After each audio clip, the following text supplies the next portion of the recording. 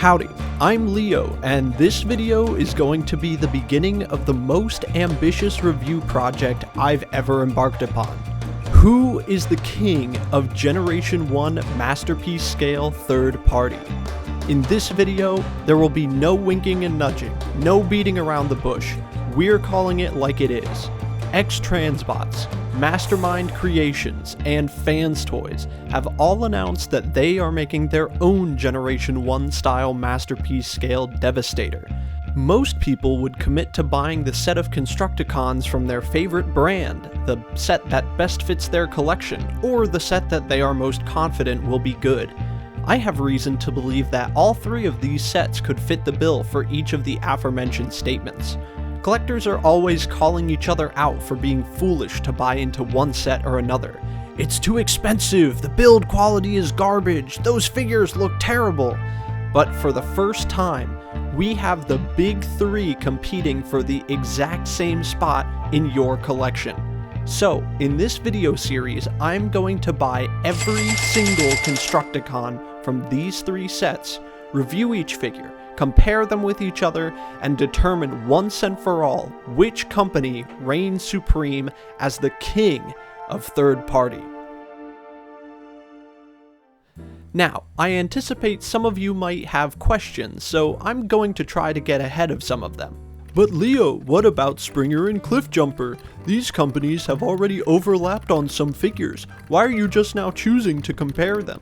Being as old as they are, XTB, MMC, and FT have released many figures in their days. Obviously, these Constructicons are not the first time they have gone head to head with each other. They have previously released Springer figures to compete with each other. XTB and MMC also released Cliffjumper figures long before FansToys. What makes this situation so unique is that they are all competing for the same space on your shelf at the same time. This means no company will have an advantage in paint, engineering, or otherwise due to time. Newer figures are almost always going to be better than older figures since the companies have had more experience. This also means the prices will be directly comparable instead of trying to adjust for inflation. But Leo, Mastermind Creations is in a different scale. How is this competition fair? I personally have not chosen MMC to make the combiners in my collection.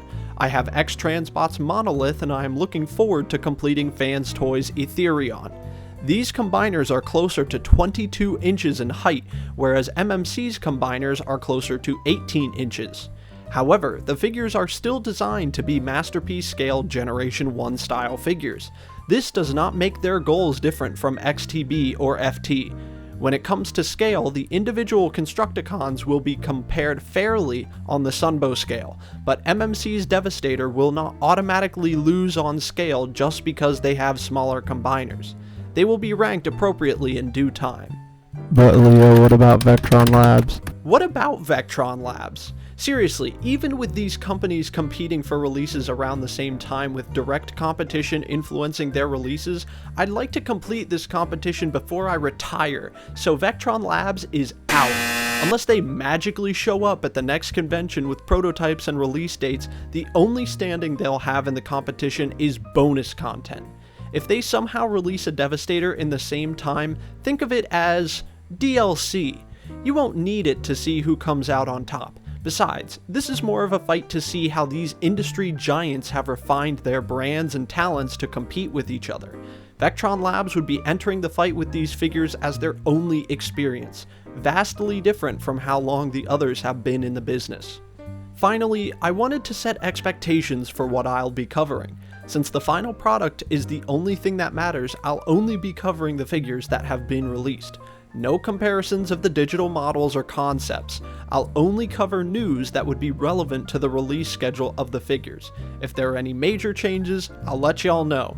And with that being said, I hope you'll enjoy this series on the King of Third Party, Generation 1 Masterpiece Edition. If there are any other figures you'd like me to take a look at next, leave a comment down below. And as always, I'm Leo, reminding you that this competition is all fun and games. Buy the figures that best fit your collecting goals. See you next time.